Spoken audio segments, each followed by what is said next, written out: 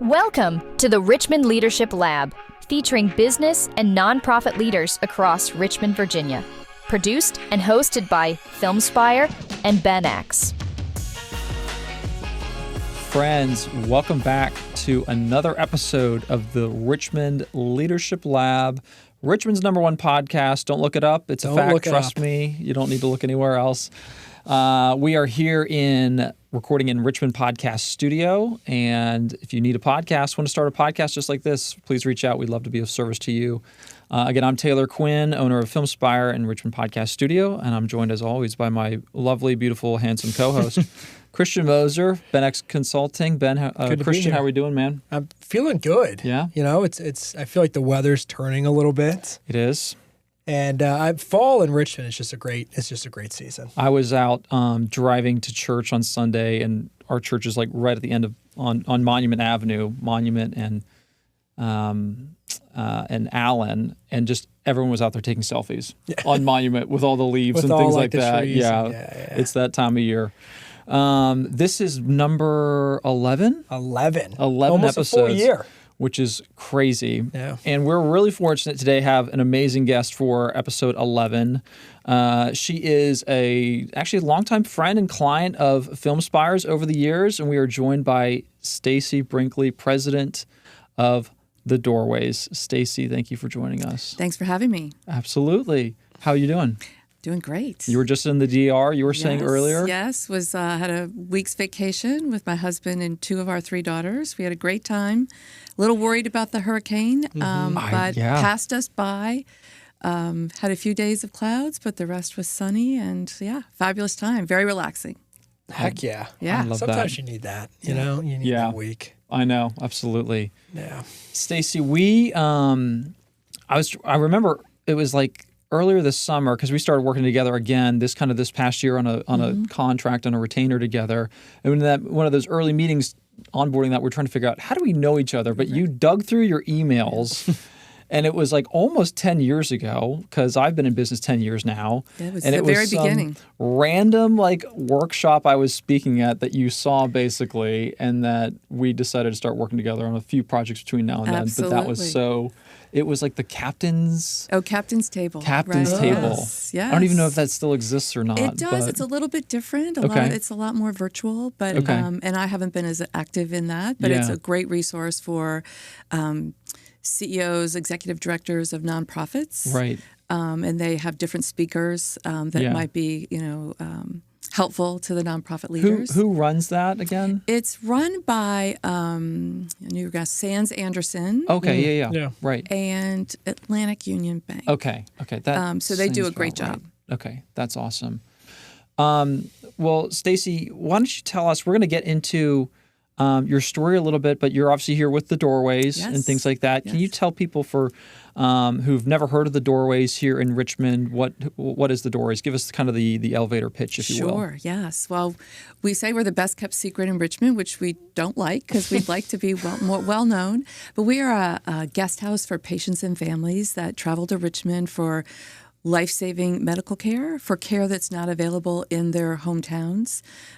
We are downtown at the corner of 7th and Marshall, right near the lovely Coliseum, but that's another story. Yeah. And we're in an Old Days Inn hotel, so it's an 8-story hotel, 117 guest rooms. We serve about 10,000 guests each year. And provide about 60,000 nights of lodging. So guests come from, about 75% of the guests are from Virginia, across the state, but then other states and even some different countries. VCU Health, our great strategic partner, is our primary source of referrals. We get referrals from our partners. You don't just call up and make a reservation like you would in a hotel, but you get a referral. We serve the VA hospital.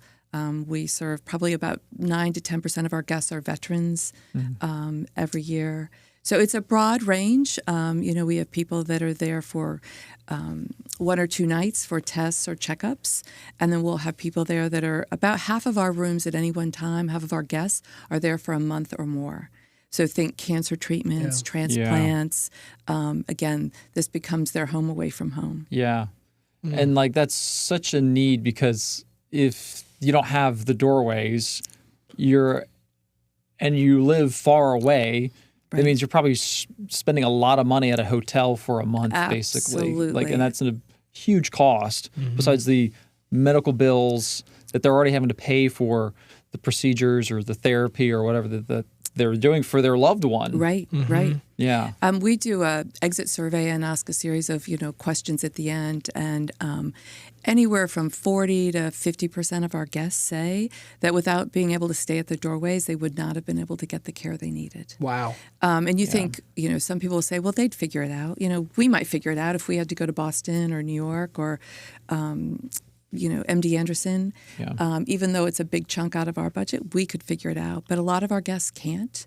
They're, below the poverty line. We obviously welcome all walks of life because it's not just lodging that we provide, but the support of, home-cooked meals by volunteers and social workers and just the family, the community of other people going through what you're going through. Yeah. They really get to, the long-term guests especially, get to know each other, and a lot of our testimonials say it's like family, and they keep in touch with their fellow guests for years after they leave. Oh, wow. So that's great. So I tell you, one of the things I just love about Richmond, hence the Richmond Leadership Lab podcast, is just the richness of nonprofits. yes, And just some great organizations and a lot of secrets. Without doing digging or having someone that's in a situation like that, or someone that's in a situation like that, sometimes it is easy to be a little kept right. secret. Yes. It sure. is a very philanthropic town, and we are so fortunate because most of our donors come from the Richmond area, even though the Doorways doesn't serve them. Typically, our guests live 30 miles away or further, with the thought that if you lived, 15 minutes away, you'd want to go home, and spend the night in your own bed. Yeah. But it's a very philanthropic town. Yeah, it really is. Yeah. So tell us a little bit about, I guess, where you grew up. Oh gosh, yes. And I guess how you got to be at the Doorways. Get to know the real Stacy. Yes, authentic me. Right. Well, I was born in Toledo, Ohio. That's going way back. Wow. And lived for through junior high in Defiance, Ohio, tiny town. Where's that near? It's in the upper northwest corner. Okay. Of So by like Cleveland? Oh, further west. Farther west. Further west, yes. Up near, Gotcha. almost, Michigan, that type of thing. Okay. Wow. I visited Ohio once. Once. I know the landscape. Yes. So that was great. We moved in the middle of high school to Lancaster, Pennsylvania, which was not so great to move in the middle of high school. But, it teaches you resilience. As we always told our kids, based on especially my experience moving, that you don't want to peak in high school, right? You don't want those to be your best years. So that's, you have resilience, you move on, you've learned from it. And then, went to college. My first job out of college was for a nonprofit, actually, the American Red Cross. At the time, I was thinking, should I go to medical school? Should I go to business school? I did the MCAT, took the MCATs and the GMATs, and then decided 2 years of debt would be a lot more preferable than 4+ of that of medical school. But it was, again, it's a crossroads. I went right instead of left. After I went to the Darden School at UVA, which was a great experience. From there, went to New York and worked for American Express. A great sort of postgraduate education, if you will, big corporate company, and but very, very well run. So it taught me a lot. To this day, I have an Amex. Me too. Me too. Yeah, moving to New York, from a small town in Ohio to small town, sort of Lancaster is not that big. To Manhattan was, eye-opening for me, but I had a lot of friends there, which was great. And what was the job you were doing there specifically? I was marketing. Okay, marketing. I was in marketing for what they at the time called Company Card, which was their corporate card for small businesses. Cool. So, learned a lot. What did marketing look like back then? Oh, gosh, yes. Back then, there was not a computer on every desk. Yeah. It was a lot of paper. There were shared computers. But, back in the day, there's still AI, though, right? Yeah, definitely. But it was a great experience, and I loved being in New York. then met my husband one day on a Friday night in Manhattan when he was living in Richmond. We knew each other at business school, but he was a year ahead of me and had moved back to Richmond, and I moved to New York, and we ran into each other in a restaurant on the Upper West Side and started seeing each other, and then all of a sudden I'm moving to Richmond. Wow. So here, a long time ago. Don't ask me how long ago that was. And what prompted the move to Richmond? Well, he was here. So good question. Got it. He was here. He was from Richmond and came here after business school. So he was working here. So I, now looking for a job, and I called up because there really wasn't email back then. A Darden professor, and just asked him for guidance and, moving to Virginia. And he was great. He was on the board at the time of what was Blue Cross Blue Shield of Virginia. So connected me there, and several other places that I interviewed, but ended up at Blue Cross Blue Shield of Virginia in sort of project management, marketing, that type of thing. And was there for 20 years. Wow. Gosh, yes. Through all the iterations, Blue Cross Blue Shield of Virginia, Trigon, Anthem, WellPoint. And that's sort of where my career started in marketing, and then sort of morphed, just for Virginia and then larger areas. I then became what they called, I was a VP of regional accounts, meaning where I ran a business unit, a P&L. So companies between the sizes of 50 and 100 and 999. So ran that as a business unit. So the marketing, the underwriting, the sales, operations, which was a great experience. And from there evolved into, they had a health and wellness subsidiary at the time, HMC, a Health Management Corp. So I moved over there to do purely marketing at that point, which was great fun at the time, health and wellness. Everybody was on the wellness kick and selling to other large corporations, and just, it's a big company, so much deeper pockets than the marketing dollars we have at the doorways. But learned a lot, worked, with agencies and different consultants, and that was great. So I was there until they decided to sort of reabsorb that subsidiary back into corporate. And by then, Anthem had merged with WellPoint, and it was just a different company. It was evolving, and I was 20 years in. So I decided that was a good time to take a break and look for something else. And at that point, I was really, wanted to be more mission driven in my work, and not just always worried about, the next, P&L or the results and that type of thing. So not that you have to worry about results in a P&L, a broad nonprofit. But, ended up at the Doorways, which at the time was the Hospital Hospitality House of Richmond, which was a mouthful. I was about to say, So it got frequently called HHH or the House. Again, great organization. And they had started looking before I got there at just sort of maybe a branding refresh.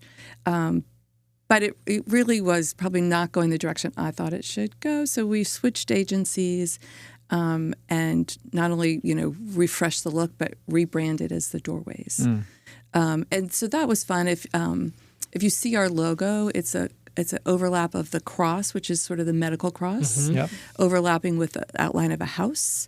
So between healing and home, and then the overlap is the doorways. Oh, cool. When we were rebranding, we worked with Big River Marketing. Great organization. Freddie Moore and Jan Crable, who's no longer there. She's retired, but they were fabulous. It was between the Doorways, and the other one we'd still chuckle about, but I thought was funny, was the Quiet Rooster as a potential name. Wow. That is so quirky. Fred said, if it doesn't work, it becomes a bar, or something. Exactly. It becomes something else. So. It does become a bar. That's a perfect bar name. It sounds like a band name almost. Exactly. But, as you look at our building, because it's it's an old Days Inn, so it's all external walkways, so you see all the doors. And we like to say behind every door is another story. So we rebranded as the Doorways, and here I am almost 12 years later. Wow. How did you get to the Doorways originally? How did I? So great question. I was, in the job market, and again, it's not what you know, but who you know. I would have probably never heard of that opportunity. But the person who was doing the search had been the former head of HR for Trigon Anthem. Okay, gotcha. And Vicky Sneed was on the board of the Doorways, and she's the wife of Tom Sneed, who was the CEO of Trigon Anthem. And they just knew I was, looking. So they reached out to say, would I be interested in talking to them? And so went through the process. Yeah. So yeah, it was awesome. it was great. Yeah, that's great. How have you, 12 years, I'm sure that you've seen it grow and develop. And can you paint us a little bit of a picture of what it was like 12 years ago? And then we can kind of talk about a little bit how it's changed and how it is today. Well, it's always been a great organization. But I think everyone's philosophies are different. When I got there, it was fine. It was well loved, I like to say, but probably hadn't been invested in as much as I think it should have been. I really wanted everyone to be comfortable there, all walks of life, so that if one of us wanted to stay, we were comfortable. If someone who was from the rural areas, they were comfortable. So we slowly started just upgrading the property. It was cute back in the day. If you sponsored a room as a donor, you got to decorate the room. Oh, wow. Okay. So you can imagine they were great, right? So it felt home-like, which was the goal, which was awesome. But everyone was different. Everyone was different. So you can imagine for our housekeeping team, every time the room turned over, I needed to get the purple bedspreads back in room 410, and I need the pink ones over here. And it was challenging. But they were charming. Yeah. But it was an efficient process. So like slowly over time, we've done things like just standardized rooms, upgraded, all the amenities, the finishings. We had always received, all of our furniture was sort of donated. As other hotels renovated, they would donate their furniture because it wasn't bad. Yeah. But our most recent round, we hadn't gotten any of those donations in a while. So the last 2 years, we had gotten a very lovely and generous gift that was not necessarily expected. So we've been slowly upgrading the rooms with new furniture, headboards, those types of things. I will say that the mattresses were always turned over, so those were not old. But furniture-wise, so it's just been trying to upgrade the property, upgrade our staff, invest in our staff. Really, I think just making sure people were comfortable and that the staff is happy and have the resources that they need. How many employees did you guys have 12 years ago when you first started? That's a good question. Now, we are a nonprofit, so we don't grow that fast in staff. But we do probably have, right now we have, I think, 25 full-time staff and maybe 11 part-time staff. So that's not a big group when you think we're open 24/7, 365. Yeah. Right. And we, there always has to be 2 people in the building, even overnight, even though they, may not have that much to do, but just for safety perspective. So we've probably grown over the last, we used to have actually more part-time and fewer full-time. But as the, job market has changed and, post-COVID, things are very different.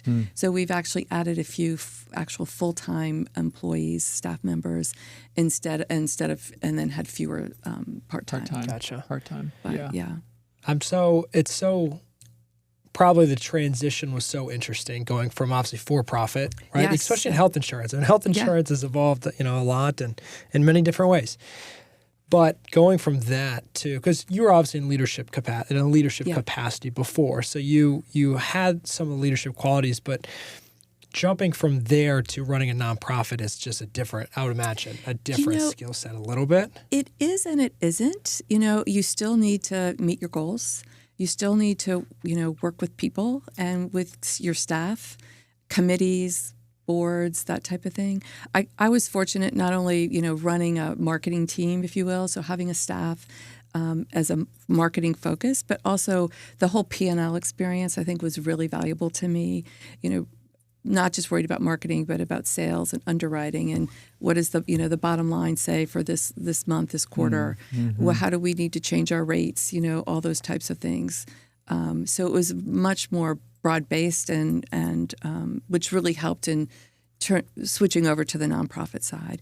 I think the biggest difference is, if you're in a big corporation and you have an issue, you pick up the phone and you call legal. You pick up the phone and you call IT. You pick up the phone and, call the marketing department.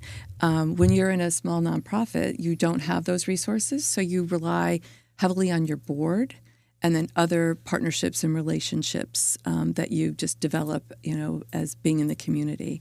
But the board is critical. So the board becomes your boss instead of, the guy down the hall or gal.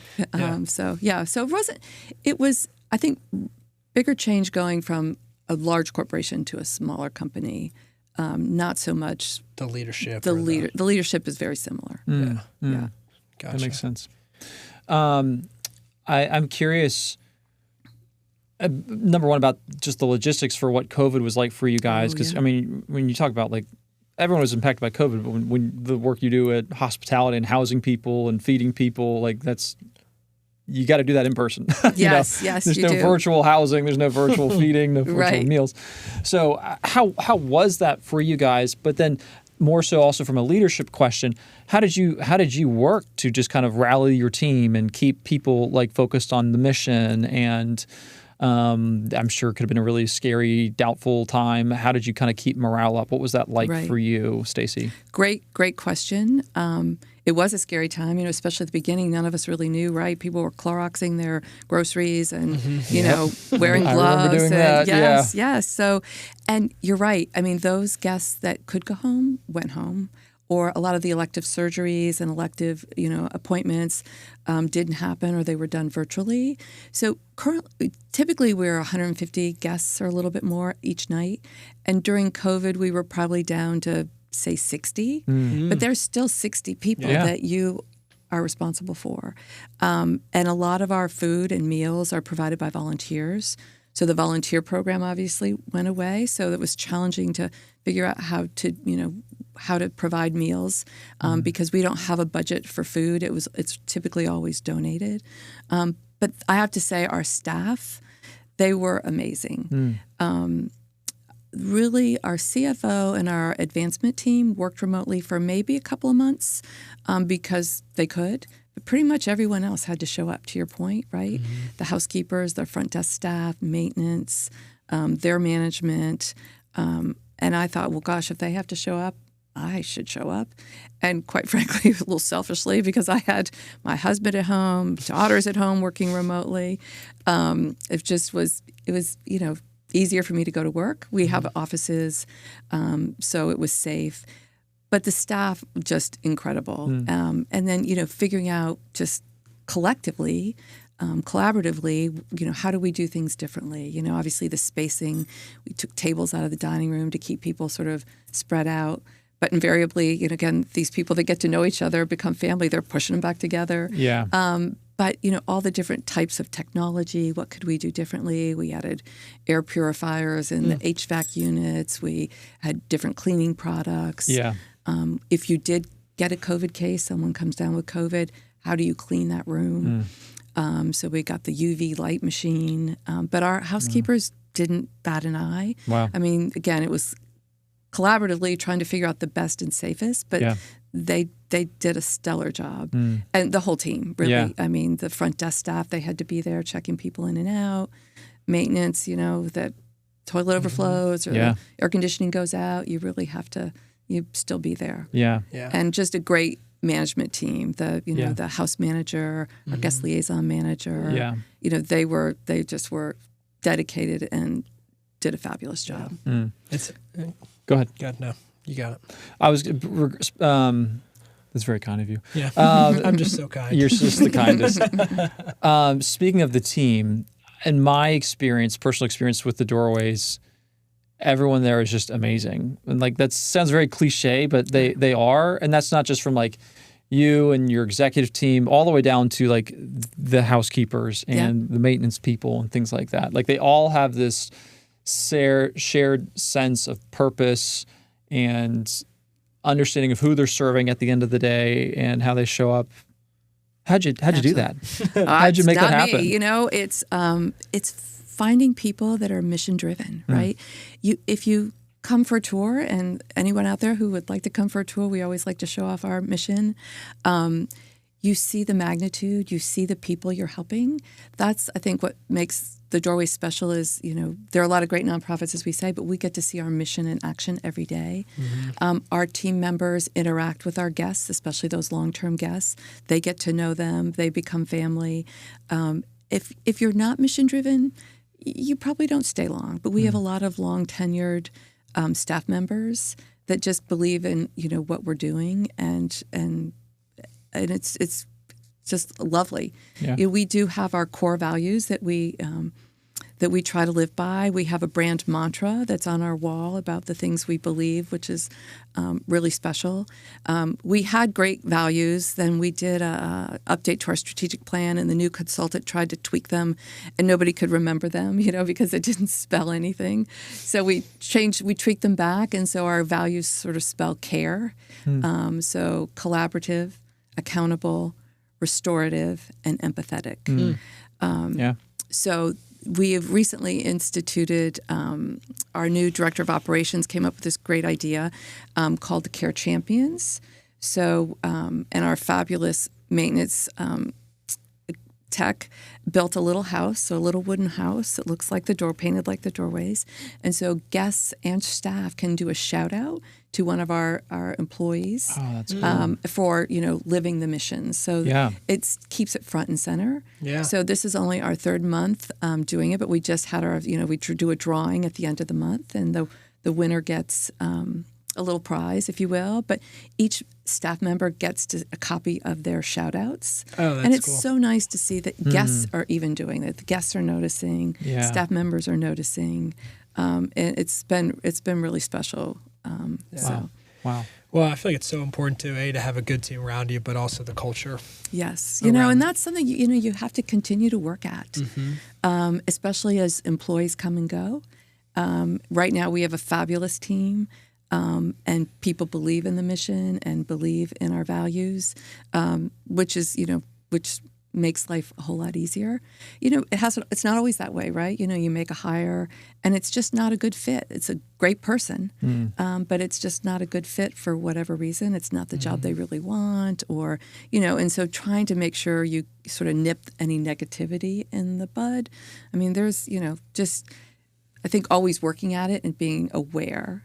And trying, new things, and just, Have you all developed a process for like how you find the right people and kind of sniffing that out if you can? That's the $1 million question. That's the $1 million question. And it's different if you're hiring like the admin team versus front of house, and if it's part-time or full-time.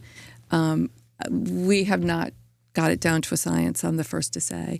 I think if you're, looking for someone in marketing or development or more administrative, one book that I really liked, Patrick Lencioni, I think that's how you say his name, is The Ideal Candidate or something, and he talks about people being humble, hungry, and smart. And if you have that, you can sort of teach to almost anything. So I think of that when I'm hiring more of a professional person. Yeah. And then, there's just how do you suss out, if you will, other qualities that are going to make someone a good fit. Staffing is the hardest thing, I think, for most people, especially when you're trying to hire frontline staff. Because can be a lot of turnover. You get a lot of resumes. You do a lot of screening. You schedule an interview, and they no-show. I mean, probably, especially some of those front lines, probably more than 50%. Wow. Which is just crazy to me. Like, why do you go to all that effort to be screened and to be called and schedule time? But I feel like, again, our team right now is great, and just, you sort of hold your breath. As a leader, that things continue and somebody doesn't get some great offer or something needs to move away or what have you. Yeah. As we've talked about, there's obviously a lot of nonprofits in Richmond. Is there any specific advice you would give some of them, around building a great culture or a great leadership team? Yeah, that's a good question. I think, again, building a great leadership team is where it starts. I'm always of the mind you hire people better, smarter than you are, because then they make you look good. Hire the best and let them do their job. Just be there to make sure they have the resources they need and any obstacles you can get out of their way. I think, again, just being aware of the culture and being focused on your staff. One of our values is empathy, being empathetic. Obviously, that makes sense with our guests who are there, during tough times. We want to be empathetic, especially, you think everybody's on their best behavior all the time, but after a month or 2 or 6 in some place, you get comfortable and you're having a bad day and, things don't go well. But I think our staff is really good at being empathetic and understanding that. But we also have to be empathetic with our staff, from the frontline housekeepers all the way, to the CFO. Everybody's got different things in their lives that you may or may not be aware of. And how do you, balance that? Obviously, you got to get the job done, but being aware that, life is well beyond just the 9 to 5 and what's happening within our 4 walls. But I think we've got a great team and really just trying to have opportunities to, get to know each other, interact. We do weekly staff meetings with the admin team, but we do all staff meetings. We do quarterly celebrations with the whole team, and just finding ways to, spend time together. And potlucks. We'll have our Thanksgiving potluck coming up. So, just being aware and trying to, give it the attention it needs, not just, worrying about the next project. Yeah. We'll be right back after this short message. Are employee benefits a headache for your company? At BenX, we simplify benefits so you can focus on growing your business. From custom benefit solutions to cutting-edge technology, we make it easy for companies to take care of their teams. Visit benxconsulting.com to see how we can simplify benefits for your growing company. Your story is powerful, but is it reaching the right audience? At FilmSpire, we create compelling videos and provide marketing strategies to make sure they drive real results. From crafting your message to amplifying it, we help you connect with your audience like never before. Ready to inspire? Let's tell your story. And now, back to the show. What is something, we mentioned boards earlier and things like that, but what's a piece of advice you'd give, maybe an executive director who's just starting out and working with a board, and how do they get the most of that or make the best of that kind of relationship? Yep, great question. Because the board is your boss, but it's also one of your biggest resources. So, again, typically, like many nonprofits, we have our board matrix. So we look at who we currently have and what skill sets they bring. Are there skill sets that we're missing? Which is always helpful. But it really goes beyond just a skill set. Again, as you're looking at telling your story, fundraising, being introduced to new audiences. You don't want a board that all looks the same. So making sure it's diverse, different populations, not just different companies, et cetera. But I think, again, board stewardship takes time, just like stewarding donors, major donors. You need to make sure you spend time collectively with your board members, but also individually. Every nonprofit has their board expectations of what you expect when you join a board. And then there are, things happen in a board member's life, and so they start missing a meeting or 2 or more. And so, again, that might be fine if they're then active and engaged, in other ways. But if, people are missing, reaching out, just touching base. We try to do every year, probably every 18 months, the board chair and I will try to schedule individual coffees or lunches with each board member. Okay. We have a large board, so that it can be time consuming. Currently, we have 24. Gotcha. Wow, that is large. That is big. Yes, yes. So we've talked about downsizing, et cetera. But we have it's a great board, so you don't want to, you don't want anyone to leave other than typical rotation. And I'm always of the mind, there's sort of an adage, it's a third on a board. Okay. A third don't do anything. But they may donate, so that's good. A third, will do something if you ask. And a third are actively engaged and involved. So I've always been worried if it's too small, you don't have enough of those people that are going to do things. But I think at this point, even though there's varying degrees of engagement on our board at this point, everybody on the board believes in the mission and contributes in some way. Maybe not in all the typical ways that you might think or be looking for.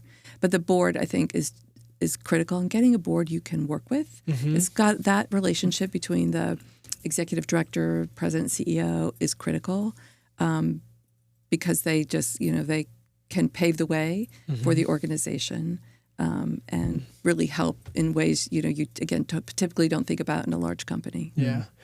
What are, how would you say that you could use a board strategically or use a board, I guess, practically? Like if you have 24 members, is there obviously you said the one-on-one coffees and meetings between you and the board chair.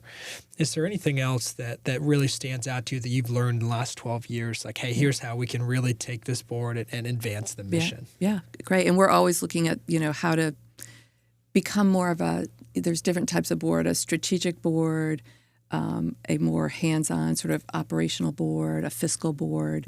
So our board, again, making sure the finances are in order. We have a great CFO, so that makes it easy for our board to ensure that's true. But typically committees.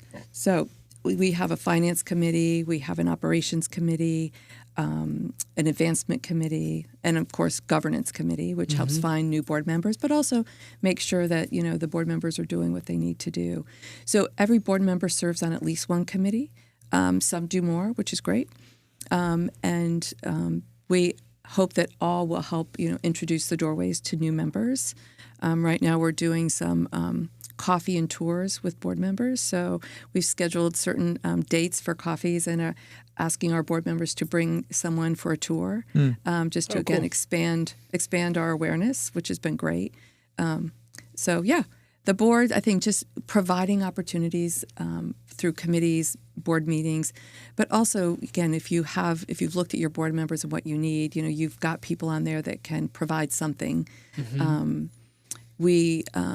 For example, we had one lawyer who's a litigator and it's always slammed, and he's great. He does an awesome job. But we thought, gosh, wouldn't it be great to have a second lawyer? Because in the small nonprofit, if you've got a legal question, you call a board member and say, what about this? So looking at things like that. We didn't have anyone from hospitality industry on our board. We do now, and that's been great. Marketing and PR, looking just at, again, even if we don't necessarily have a marketing committee, but having a marketing resource. She was able to take a look at, for example, our elevator pitch and tweak it, and now she's going to teach it to the board at our November meeting. Cool. Oh, so, again, that's not a specific committee, but it's an expertise that she brings. So it's, cool. finding some good ideas. Finding different people that can sort of shore you up as an organization. Yeah, right. That's cool. I'm curious about how things have been at the doorways. I'm thinking back to fundraising and revenue and grants in particular. This was a hard year for a lot of nonprofits with grants and them hoping to get money and they didn't get money, things like that. How has that been for you guys, and how have you pivoted or been creative to kind of work around that? I'm not sure how much that kind of affected you all this year, or what that's been like. Yeah, we don't get government funding or any of those types of things, but and our last, our fiscal year ended June 30th, so we're now into the next. But our last year, we actually had one of our most successful years ever from fundraising. Our special events exceeded goal, which was great. We had several large unexpected donations, which is always nice. You can't count on those, but it's awesome when it happens, and it allows you to do some of the things like buy new furniture that you might not have been able to do. So from a fundraising perspective, always looking for new sources, both individuals, companies, foundations, that type of thing. We have a part-time grant writer who's excellent and keeps that train on the tracks. And a big source, again, because we rely so heavily on volunteers since we're a small staff, a lot of companies have that philanthropic arm to their sort of workforce, their culture. And it's a great introduction to the doorways is to get a company coming over to volunteer. We have a lot of groups that do that. One of our most popular opportunities is what we call Windex parties, because all of our windows face out to outdoor walkways. They get quite dirty in downtown Richmond, and it's very satisfying. We give them a bottle of Windex and a big old squeegee, and it's just very therapeutic. People love it. So we have pretty clean windows during at least spring, summer, and fall months. That's amazing. So you get a group there volunteering, and then they start to potentially donate or sponsor an event. Another opportunity is groups come in and make dinner again for our guests, and that's a great group activity to cook in the kitchen, or just to bring it and serve it. Heat it up and serve it. So we have a lot of volunteer opportunities, which really help sort of, again, keep that sort of awareness going in the community. Yeah. I think so many nonprofits would love to have better relationships with the corporate world and things like that, like corporate sponsors being a huge thing for a lot of organizations or nonprofits wanting that. Like, how have you guys gone about to kind of build those relationships in the corporate world and getting like volunteer groups from a corporation or corporate sponsors and things like that? What does that outreach strategy look like for you guys at the Doorways? Well, some through board members. If you happen to have a board member from a company, that always helps. But just, outreach. When CoStar came to town, everybody wanted CoStar. And they've been a great supporter from the very beginning of the Doorways, just coming down and volunteering. So again, it's an easier ask to, someone's philanthropic department to come volunteer, because a lot of times they are looking for group activities. So that's helpful to us, and that can then, evolve the relationship. It's absolutely, as you're right, hard to cold call a company and say, will you be a $10,000 sponsor to my, whatever XYZ event? We'll give you a whole thing of Windex. Yes, exactly. Exactly. So, always looking for opportunities, staying aware of what's happening in the community. Just like networking is important as you're looking for a job or in sales or what have you. It's the same with a nonprofit. It's just networking, being out, being seen, going to events and just, meeting people, and then sort of reeling them in. Slowly but surely. Sarah Melvin, who's our Chief Advancement Officer, she is the queen of that. She can talk to anyone, strike up a conversation, and the next thing you know, they're coming for a tour. So, which is great. They're volunteering. They're volunteering. So we have a fabulous volunteer manager who are actually, obviously COVID killed our program, the volunteer program, and Kelly Lindquist, who's our volunteer manager, amazing. She has been there just about a year, I think, a little over a year, and I mean, it's grown by leaps and bounds, just having someone in with a focus, like 30% year over year type thing. Wow. So again, and we rely heavily on volunteers that do really everything from helping stock and organize our pantry, in-kind donations.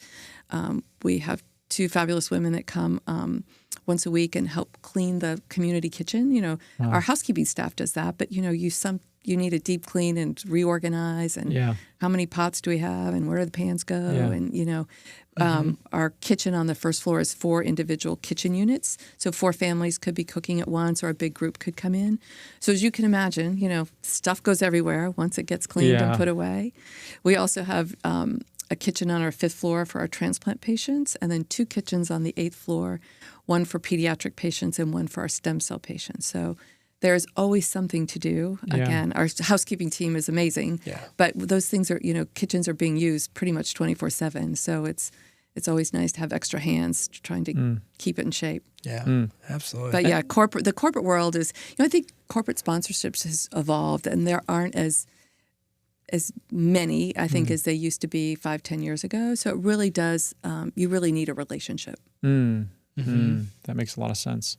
Or someone at that company that's on the board or something. Or has a connection to you, that believes in your mission, that had to travel for medical care or, what have you. In what ways have you found, being a marketer, like a big part of, I feel like, your role is to tell the story of the Doorways and things like that. How have you guys worked to continue to tell the Doorways, to tell the story, to kind of get exposure? What ways have you worked to try and be, help to not be the best kept secret in Richmond? What ways have you found to be really helpful or maybe successful?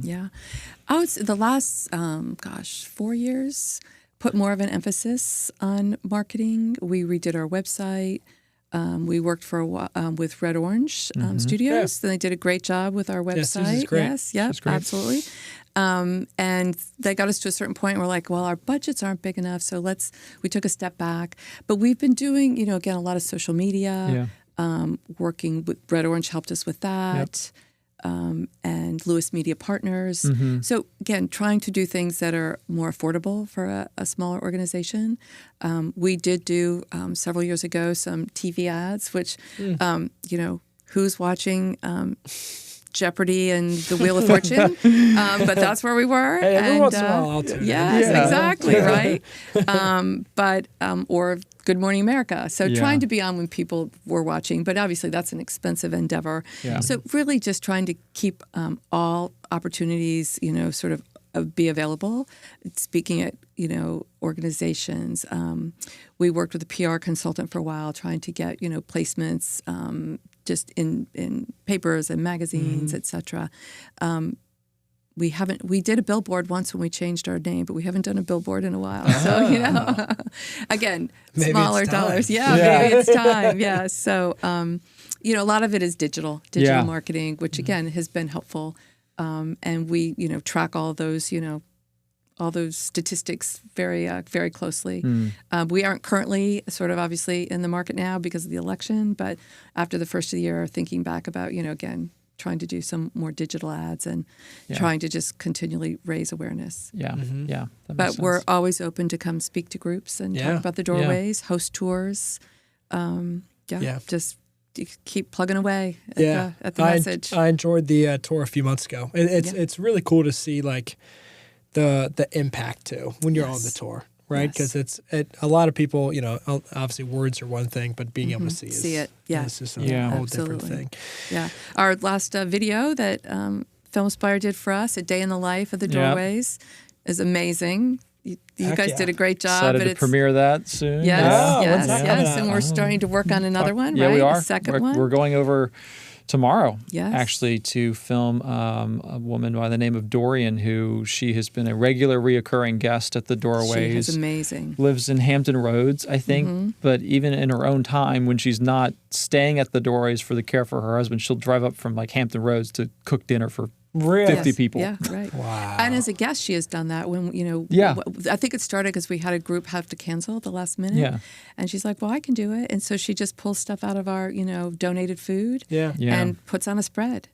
She is amazing. Awesome. Yes. Yeah. So, and it is amazing, like, because when you're feeding, it's a lot of people that you're having to feed. Like, we have 150 typically at night, but you're probably feeding more like 50 because other people, they're still at the hospital. Right. Yeah. They're doing other things. But still 50 is a lot. 50 is a lot, yes. That's a 50 massive. is a lot. It is amazing. Yeah. And the groups do an amazing job, in terms of, and I guess Kelly, our volunteer manager, so we don't have spaghetti 5 nights in a row. Yeah, right? exactly. I'm sure people could get sick of like spaghetti again. Yeah. Yes. Or tacos. Baked potato bars. Yes. Breakfast for dinner. Yes. Breakfast for dinner. Actually, that sounds great. It does. That. Yeah. Makes sense. Yeah, it sounds really good. Stacy, over your like 12 years at being at the Doorways, is there like a moment that stands up from a great like leadership accomplishment or thing that you're like really proud of that you guys implemented or you did as a leader and thought that was a milestone thing for us at the Doorways? Wow, great question. We talked about it before COVID. I think that was just such a life-changing moment, and to really see how everyone pulled together to really still deliver on our mission.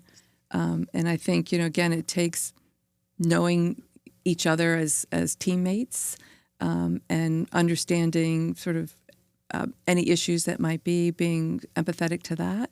But the whole mission-driven is just something that I'm so proud of that our team has. That they believe in that every day. And hiring the right people and letting them do their jobs. Yeah, staying out of the way. Staying out of the way, yeah. One of my favorite questions to ask guests is, essentially, what would you tell yourself? So you started Doorways 12 years ago. knowing what you know today in this, in the chair you do today, what are, maybe a couple pieces of advice you would give Stacy 12 years ago who's just walking into the doorways for the first time? Gosh, yeah. Good question. Be patient. Mm-hmm. Change takes time, especially as you're trying to continually improve the organization, raise the bar, do better, be better. Sometimes with especially long-term associates, that change is hard. Mm-hmm. So you have to be patient as, again, we're continuing to drive for, just always improving. Mm-hmm. Gosh, how many years ago? 5, 6 years ago, when Navy Hill was a thing. They came to us before it was even public and said, "What do you think about this idea? Would you like a new building down the street?"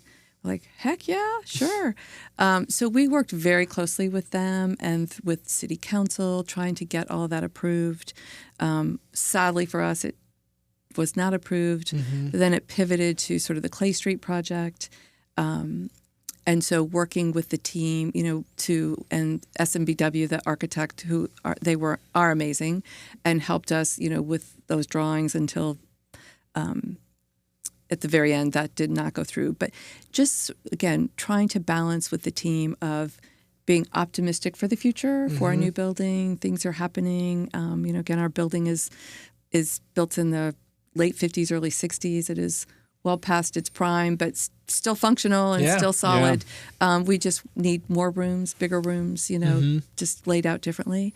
So really trying to balance the sort of the highs and the lows of, we're going to have a new building, and based on the last Gantt chart, we would have moved in last December. Mm-hmm. And so here we are still. So just, again, from a leadership perspective, trying to keep everyone hopeful, but not, I kept saying, in 3 to 5 years. Now we're still not sure where those 3 to 5 years are. Yeah. But again, it will be patient. It will happen. And, just continue to do the best that we can with what we have. Yeah. So 12 years ago, Navy Hill or a new building wasn't even on the horizon. Right. And then you get all excited about it. And then, again, like many things in life, it doesn't just show up. Timing is everything, and being patient.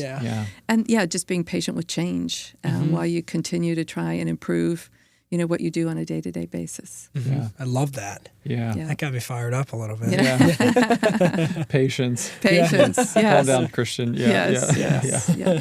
But it's so true, because there's only so many things you can control. We think that we have all this control, but really, you just hope to kind of, do good work and whatever you do, and the rest, a lot of the stuff is just outside of your control. Right. Yeah. So whether it happens in 12 months or 3 years or 5 years or, won't be for lack of effort. Right. Exactly. What is your hope for the doorways in the next 10, 20, 25 years? What's the vision? What's the big goal that you guys are striving towards? Well, the big goal at some point will be a new building. Okay. We, again, we need it. It's, we're at capacity most nights. We have to stop taking referrals.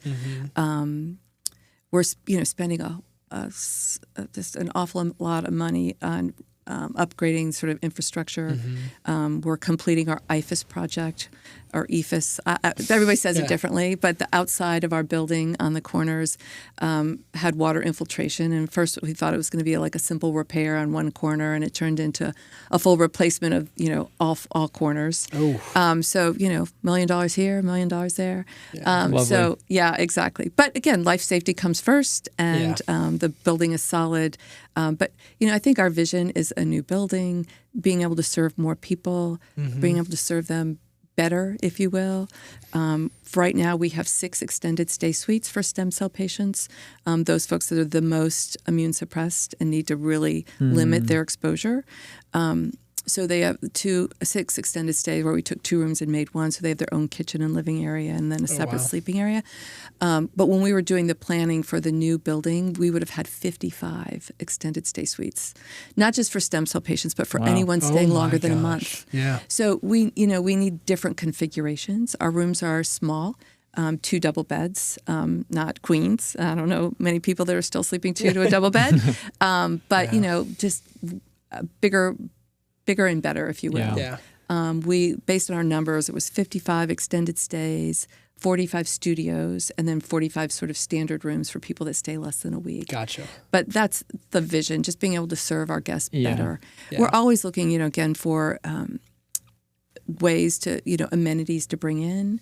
We have a volunteer that will come in periodically and do haircuts for guests. Again, you're in a new town. You probably don't have the money anyway to do it. But even if you did, where do you go? What do you do? Right.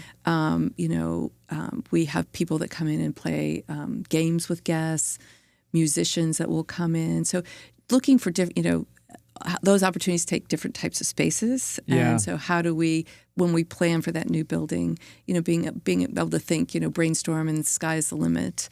But yes, I mean, we've had our 40th anniversary 2 years ago. Nice. So we hope for 40 more. And just, it's important also to stay close to our referring partners. Yeah. The health system, VCU Health, they are amazing. The VA hospital with their heart and liver transplants and all the other veterans that they send over. Yeah. And just, collaborating with them to make sure that, again, we can meet their needs. One of the new programs at the hospital, or I guess not so new, is called something Hospital at Home, where you would be, you're considered inpatient, but you're at home with nurses coming in and telemedicine and all those types of things. And it makes sense within a certain circumference, if you will, of Richmond, for efficient for them to do it. But if someone's outside that, it doesn't make sense. So they asked us, could we put some of our hospital at home patients at the doorways? We're like, sure. Yeah. Which was great. Yeah. Except at first, again, there's a lot of telemedicine and FaceTiming and that type of thing, and our Wi-Fi is was not so great. So they started asking, could we have room 601, because that had better Wi-Fi signal. And we're like, well, it doesn't really work that way. Yeah. But what we were able to do then, because that was a need that they had, is, tap into a different sort of Wi-Fi channel, if you will, that our IT person helped us figure out. So, staying and collaborating with our partners. Yeah. We work with Sheltering Arms and some of their patients who need to be here long term, even though they're not nearby. But, what can we do for someone who's, has an orthopedic need, if you will? So just, staying, collaborating, and continuing to communicate. Yeah, that's awesome. Well, you mind if we ask you a couple of fun questions? Oh, gosh. Oh, sure. We like kind of tying it to Richmond as well in general. And what is your favorite Richmond restaurant? Or one of them. Doesn't have to be your favorite, but what is like one or two restaurants that... There are so many. I know. I have to say, when I first came to the doorways, and we our big fundraising event is called Savor. And it's a big foodie event where you're bringing in chefs from, sometimes across the country. We've had Marcus Samuelson and Kat Cora and Manish Chawan, but we also have the best of the local and regional chefs. So that first meeting, I didn't know what I was doing. I was like writing down whatever name they would say sort of phonetically, and I'd go back and look it up, like, who is this? Well, it's gotten me now tuned in to the chefs in Richmond, and I'm like, I know where all the new restaurants are. Oh, that's cool. And, I don't get to them all as frequently as I would like, but I love the Richmond restaurant scene. Yeah.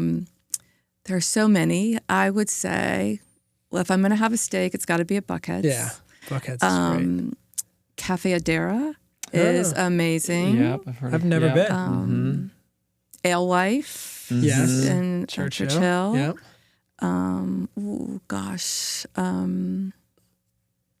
Where else have we been lately? Grisette. Yeah. Oh. Gersi. Yes. Grisette. Oliveto. Yeah. I was dropped last time. Yeah. Brian. Yeah. Oliveto. There's always the Edo Squid and Dynamo. I mean, there's so many. There's so many cool restaurants. I feel bad I'm forgetting a lot of my favorites, but yeah. It's delicious. I went to Grisette for the first time, I don't know, maybe a little over a year ago. Mm-hmm. Oh my gosh. I was just blown away. Yeah. I got the duck. Oh my gosh. This was unbelievable. The Roosevelt, that's also. Oh yeah. I love the Roosevelt. And a lot of these chefs have participated in Savor, which is that's great. cool. Oh, that's cool. Yeah. So you got to keep up with them a little bit. Yeah, exactly. Yeah.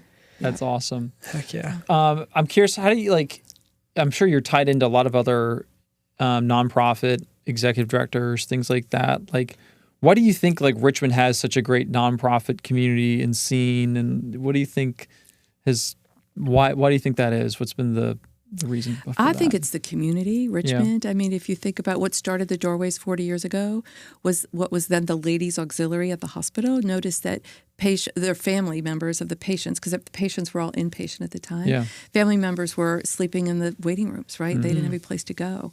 And so just this intrepid group of women said, gosh, we need to do something about this. And the whole concept of hospitality houses were just starting. So I think that's one example for the Doorways. But I think just the community in Richmond is, again, so philanthropic, generous with time, talent, and treasure. And that, again, if there's a need, someone steps up to fill it. And that, makes it a fun place to be, a leader of a nonprofit. Because you have great colleagues and you have other great missions and, easy to collaborate.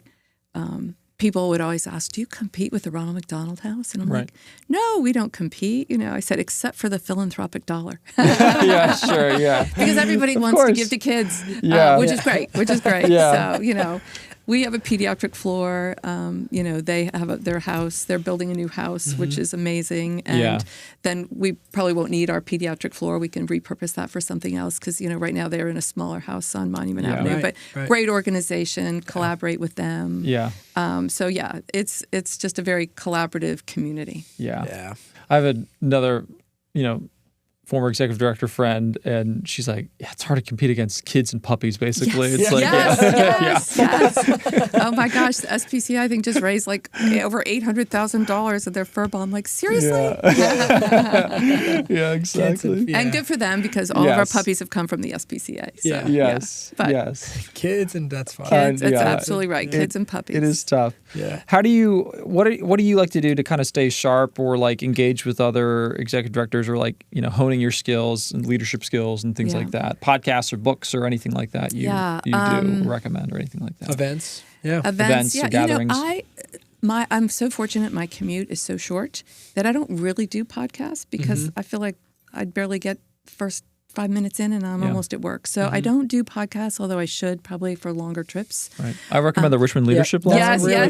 I have looked at some of those podcasts. Yes. Just, again, events, meeting with other directors, Chronicle of Philanthropy, obviously for, fundraising, just, people like Brene Brown, the classics, always, have read books and those types of things. I don't know when I started getting this magazine, and it was years ago because believe it or not, there's still a paper version, but called Fast Company.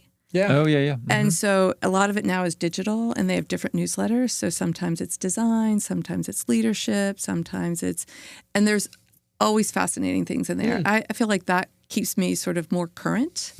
That and my People magazine. There you go. Guilty pleasure. Yes. So just a lot of newsletters and news feeds. That just you get from a nonprofit world, trying to stay sharp and open to new ideas. Heck yeah. Well, you want to do the nonprofit? Sure. So one thing we always do for every guest, we ask them to shout out a nonprofit that they support, and then we'll make a small donation to that. We'd obviously love to give to the Doorways, so we're happy to do that and give to you guys if that's great. But if there's also anyone else you'd like to specifically mention too, for a shout out or anything like that. So many good ones. Well, just because we were talking about them, Ronald McDonald House. Kids, there you go. Kids, gotta love them. They're great. But there's so many great ones. So there really awesome. is. We have another final question that we kind of do before we kind of ask how people can kind of volunteer, get in touch with you guys. But Christian's got that for us. It's this question is actually presented by the Virginia Council of CEOs. Oh, okay. And they wonder, or we've asked this question to every guest so far, all 11. And it's, as a leader, it can be lonely at the top. How do you deal with that potential struggle? Well, since I'm a member of the Virginia Council of CEOs, I will say I rely heavily on my roundtable, which is great. And then, again, I would say board members, and because you can't obviously talk about a lot of things to your current staff. But, again, my leadership team, sort of the Team One concept, if you will, from, again, Patrick Lencioni's book, 5 Dysfunctions of a Team. This whole concept of Team One, we try to sort of really believe in that. So if there are things I can discuss, it's a very collaborative group. So I do a lot of, discussing there when I can. And then otherwise, again, the round table at the Virginia Council of CEOs is very helpful because you get other perspectives. It's sort of that safe zone, zone of, or whatever, of silence. So you get nothing what says in the room stays in the room, which is what very happens helpful. in Vegas. Stays in Vegas. Happens at the doorway, stays at the doorway. And I, again, would recommend that anybody, again, like you say at the top, has somebody that they can talk to because otherwise it's very tough. And I don't usually agree with what my husband says, so he's not a good person to... No, I'm just kidding. Husbands, they try to then help you figure it out. And I'm like, I don't want you to help me figure it out. I just want you to listen. I'm guilty of that. Yeah. Just listen. But 100%. And then, the board chair, incoming board chair, previous board chair. So, Heck yeah. But I put in a plug for the Virginia Council of CEOs. Yeah. Well, they put in a plug anyway. So there we go. There you go. There we go. 2 for 2. It's like the Dodgers. Wow, that was some series. It was. Not that I watched a lot of it, but whoa. Yeah. Well-matched teams. Oh, yeah, I know. Oh, my gosh. I watched Game 7. I watched kind of the others like sparingly. Was that the 18 No, that was game 3, I think. Game Game 7 also went to extra innings, though. Okay. Went to 11, which was insane. Oh, yes, 7. Yeah, so I'm thinking, 7 was the last one. Yeah. Crazy. It was nuts. So to wrap it up, how can people get a hold of the doorways, please. learn more about doorways? There's so many volunteer opportunities, like you said, like the meals, the Windex parties. I mean, you have people who come in and sing and perform. You have counselors. You have everything. I mean, everything. Yeah. How can individuals, groups? Well, we have a great website, www.thedoorways.org. So that is great, and all you can find all the information there. You can call us up. Great. We've got a great, as I said, volunteer manager that can get you started. Anyone wants to come for a tour, feel free to reach out to me through the website. Somebody will be back in touch. Any events coming up soon or next year? We just had our Gilbane Restaurant Walk. Oh, cool. It was the 12th, I think, 12th year. Gilbane Construction Company, been a great partner of the Doorways for all these years. It started out as they called it a restaurant walk, which was really sort of a pub crawl, but we didn't call it that, down in Chaco Slip. And then it's evolved to even COVID, we were able to do it because we did it at Bramley Park. Oh, and cool, so we were outside. And so what they realized, it was great to keep their group all together as opposed to rotating through different restaurants. So we had a lovely and fabulous, the highest raising event ever through Gilbane. Cool. And that Gilbane does, again, great job. They invite all of their subs and their colleagues and different companies to sponsor. And then it's just, it's just a great night of drinking some beer and listening to music. So that was fun. When is that? Oh, that just happened. Cool. So our next event is our big Savor event, the foodie event, March 28th. Cool. Last year we did it for the first time ever. We had been at the Jefferson, lovely place, for 10 years, and they did a fabulous job. But the committee said, gosh, we want to shake it up. And so one of the founders of Savor, Leslie Stack, who's amazing and still in the committee, she said, I've always wanted to do an event in an airplane hangar. And she had said that the year before, and we were like, okay. But anyway, it came up again. We're like, okay, well, let's try it. Yeah. So Sarah Melvin, our chief advancement officer, reached out to Whit Baldwin at Hilo Air, and Whit said, yeah, I'll do it. Anyway, that was last year. So we thought, okay, one and done, right? There's a lot of work, heavy lifting. You got to bring in every fork, every spoon, every table, every chair. Yeah. But it was so much fun, huge success. And even at the end, Whit said, you could do it again here if you want. And so that's amazing. The committee's like, well, let's do it. Yeah.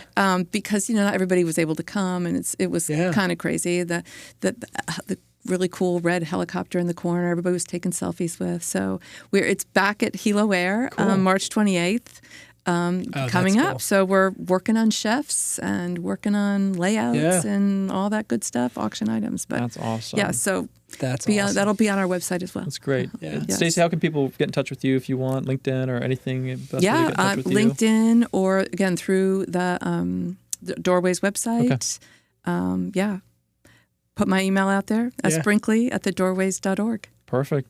Yeah, awesome. great. Be prepared for the flood of volunteer emails Yes, coming absolutely. in. Come So on, many we'll volunteers. take it. Volunteers, donations, Yeah. in-kind donations. Yeah, all of it. Yeah, take it breakfast cereal, toilet paper. We take it all. Yes. Eggs. Yeah, exactly. Stacy, thank you again for coming. We really appreciate it. It's been thanks great for having having you. me. It's been a lot of fun. Thanks. Yes. Thank Thanks you. so much.